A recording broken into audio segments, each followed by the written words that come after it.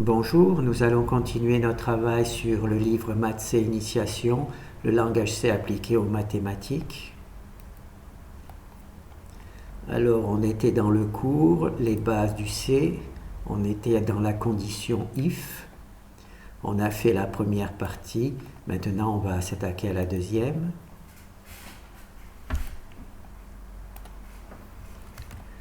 Alors, on va installer ça dans le répertoire. Alors là, on travaille avec le fichier C0C qui se trouve pour moi dans mes documents, le répertoire C. Alors, dans ce répertoire, il y a les fichiers H que l'on a téléchargés dans la première vidéo. Et là, nous avons bien notre fichier C0. Et les fichiers H sont inclus grâce à cette commande. D'accord. Alors, à quoi correspond ce travail? Ah oui. La condition if est toujours vraie si la valeur introduite est différente de 0. Par exemple, si if égale 1, la condition est toujours vraie. Si if est égal à 123, la condition est toujours vraie parce que 123 est différent de 0. La condition n'est fausse que si if 0, que cette valeur-là est égale à 0. D'accord? Donc on va voir dans le code. Dans le code, donc, on a A qui est égal à 1. D'accord? Il est donc différent de 0. Donc comme A est différent de 0, on va pouvoir imprimer cette phrase qui veut dire A différent de 0. D'accord? Donc on va lancer. Voilà. A il est égal à 1, donc il est différent de 0. Maintenant, si je mets 0, donc là, if A égale 0, donc ça sera le else qui sera pris en compte, parce que cette phrase-là ne fonctionne que si A est différent de 0. Mais là, on a choisi pour A 0. Donc, ça va être cette valeur-là qui va être pris en compte. Voilà, A égale 0. Au lieu de 1, quand on met 1, A est différent de 0 maintenant, d'accord, puisqu'il est égal à 1. Si on met ici, par exemple, 1, d'accord, comme 1 est différent de 0, on a bien A est différent de 0. Si je mets 123,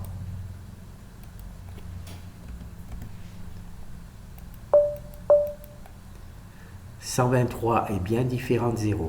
Alors là, il n'apparaît pas la valeur 123 parce que le 123, je l'ai mis directement ici. Si je voulais le mettre là, il faudrait le mettre là pour qu'il apparaisse dans l'affichage. Donc là, on a bien 123. Maintenant, si je mets 0 directement, et bien voilà, A égale 0. D'accord? Et il n'y a pas 0 ici parce que j'ai laissé le 123 et que j'ai écrit directement le 0 ici. Donc maintenant, je vais le mettre ici.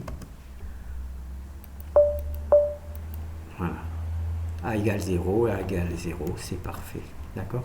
Alors, vous vous rappelez que l'égalité en langage C, c'est deux signes égaux qui se suivent.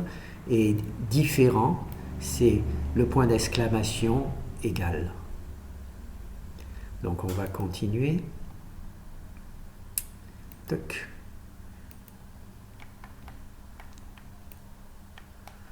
On va mettre ça là.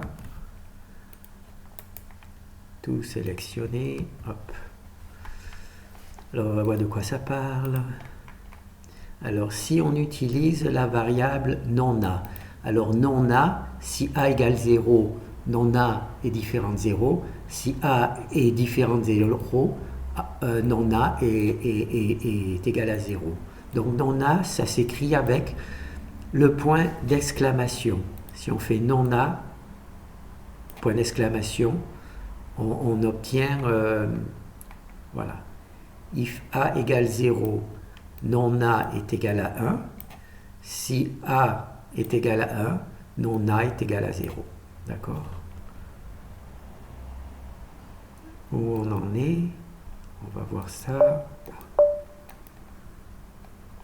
Alors, si A égale 0, quand on prend non A, on obtient une valeur différente de 0, c'est-à-dire par exemple 1.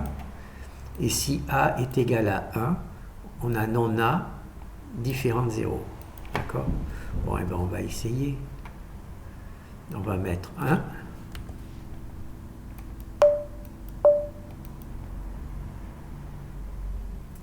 Voilà, A est différent de 0.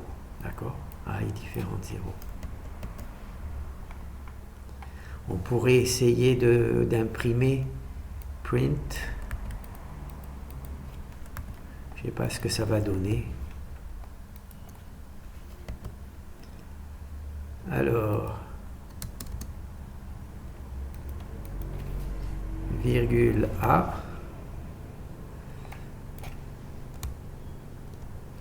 Tchuc, tchuc. Voilà. 1, 2, 3. Donc A là est égal à 1. C'est bien ce que j'ai mis. Maintenant, on va mettre non A.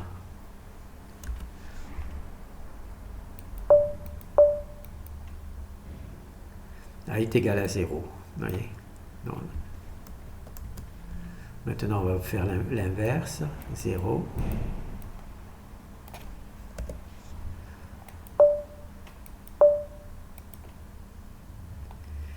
Alors, A est égal à 1. On va supprimer ça.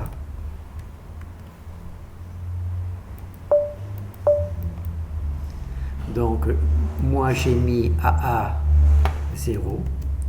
Voilà. J'ai posé que A est égal 0. Et là, j'ai demandé à imprimer non A. D'accord? On voit que quand A égale 0, c'est ce que j'ai déclaré au départ, on voit A égale 1. Maintenant, là, je vais mettre A égale 1. D'accord? Et je vais lancer. Donc là, j'ai choisi de A. Hop, hop, hop. A égale 1. Et bien là, il me donne A égale 0. Pourquoi? Parce que j'ai demandé à imprimer non A. D'accord? Bon, ça c'est amusant. On va passer au suivant. Donc quand vous voulez juste inverser un résultat, il suffit de mettre le point d'exclamation devant le résultat que vous voulez inverser. Ah oui, le problème d'arrondi. Alors, les problèmes d'arrondi. Alors, on va voir ce qu'il raconte. Ici, nous abordons le problème d'arrondi.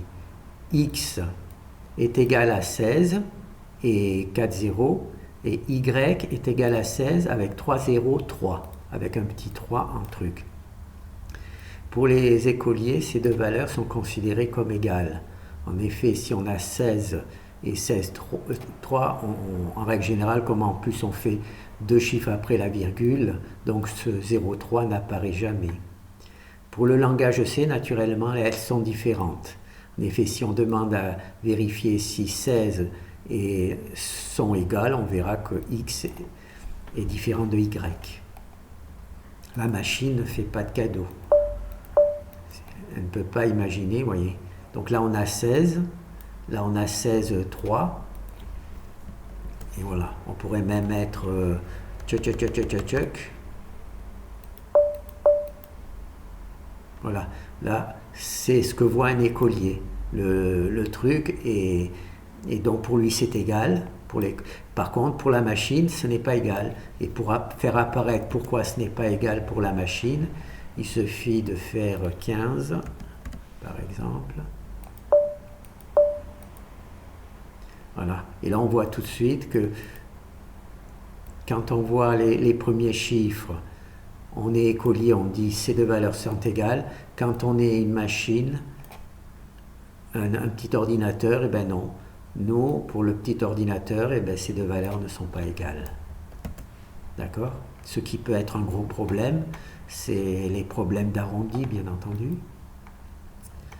Alors, on va voir. Il faut donc apprendre à la machine d'être plus conciliante et d'accepter que l'être humain n'est pas parfait, que des valeurs très proches sont souvent égales. Donc là, on va peut-être lire d'abord. Pour résoudre le problème précédent, on va introduire une valeur ici. Error, tututuk. Si la différence entre deux valeurs absolues est inférieure à cette valeur, on considérera que les deux valeurs sont égales. Pour cet exercice, j'ai choisi une petite valeur. Par exemple, pour travailler avec les matrices, la valeur sera de 1, 10, E 10 puissance moins 10. C'est-à-dire que c'est une valeur avec 10 zéros à 10 euros près. Voilà, c'est cette valeur-là. Et donc, quand deux chiffres seront inférieurs quand la différence de deux chiffres sera inférieure à cette valeur-là, les deux chiffres seront considérés comme égales. Comme là, nous faisons, on a choisi, je ne sais pas quelle est la valeur qu'on a choisie. Voilà.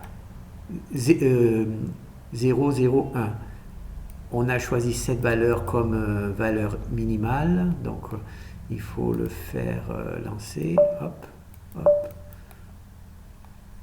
Donc là, on a 16 et 16, 3. Quand on fait la différence de x de l'un, on a 0, 0, 0, 3. Comme notre limite, c'est 0, 0, 1, et que 0, 0, 0, 3 est inférieur à 0, on va estimer que la valeur,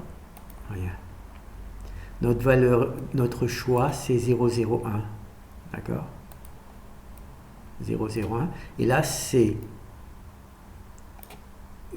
une unité de plus. Il y a les 0, 0, 1, 3. Donc là, on voit que cette valeur-là est beaucoup plus petite que celle-là. D'accord? Et donc, naturellement, étant donné qu'elle est plus petite, celle-là est beaucoup plus petite. Non. Ça, c'est la valeur de référence. Et on voit que celle-là est beaucoup plus petite d'une unité de valeur.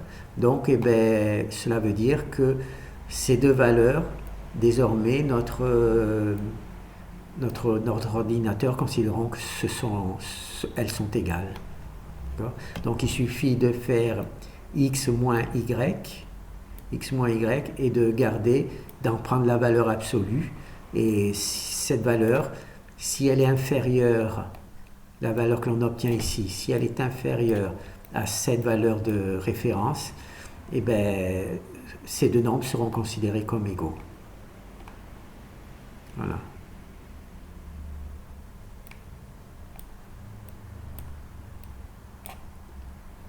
Bon, je pense qu'on a fait le tour. Voilà. Oui, on a fait le tour. Bon, merci.